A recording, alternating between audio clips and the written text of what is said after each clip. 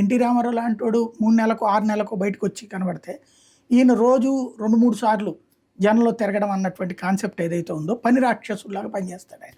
జనంలో ఎక్కువగా తిరగడం ద్వారా ఇమేజ్ సంపాదించుకున్నాడు.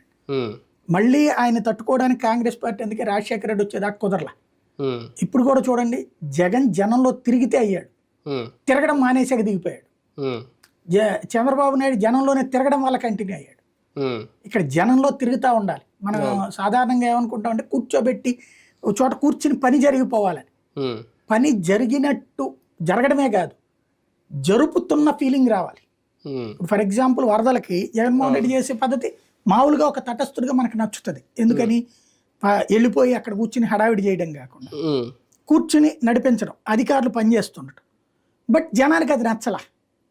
అదే చంద్రబాబు అయితే వరదలకి ముందే వెళ్ళి కూర్చుంటారు, ఆ రోజున మానిటర్ చేస్తారు, ఆ తర్వాత అక్కడ ఉంటుంటారు, తుఫాన్లైనా వరదలైనా.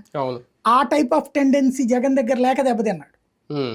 అట్లాంటిది ఇప్పుడు లోకేష్ పర్ఫెక్ట్గా ఆ సిస్టమ్ని ఏది తను ప్రజా దర్బారు జగన్ పెడతానని చెప్పి కొన్ని రోజుల తర్వాత మళ్ళీ ఇంటి దగ్గర అన్నారు. ఆ ఇంటి దగ్గర కూడా మళ్ళీ బ్యారికేడ్లు పెట్టేసి ఆపేశారు. ఓ రోజు వచ్చేసారు జనం అంతా, ఆపేశారు.